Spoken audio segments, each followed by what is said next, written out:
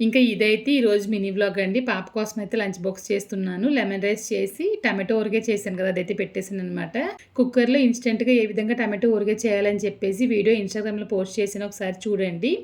ఇంకా మా ఆయనకి లంచ్ బాక్స్ కోసం అయితే ములక్కాడ కర్రీ చేస్తున్నాను అనమాట. అంటే చాలా రోజులైంది ములక్కాడ, వంకాయ, బంగాళదుంప అన్నీ వేసి ఇంక ఈరోజు చేద్దామని చెప్పేసి కారకొలంబు కింద చేస్తున్నాను. ఒక సిస్టర్ కూడా అడిగారనమాట రెసిపీ కావాలని చెప్పేసి. సరే రెసిపీ వీడియో తీద్దామని చెప్పేసి ఒక పక్కన రెసిపీ కూడా వీడియో తీస్తూ ఇంకా మా ఆయన లేచారు కదా అని చెప్పి పాలైతే పెట్టానండి. స్టవ్ క్లీన్ చేసిన రోజున ఈ విధంగా పాలు ఒలిగిపోవడం అటువంటివి జరుగుతూ ఉంటాయన్నమాట.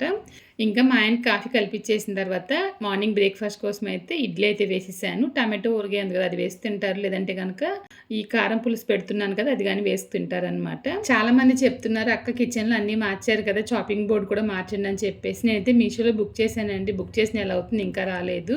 ఇంకా మా అబ్బాయికి కూడా కలిపి రోజు లంచ్ బాక్స్ అయితే పెట్టేసాను. వాళ్ళ నాన్నతో షాప్‌కి వెళ్ళాడు.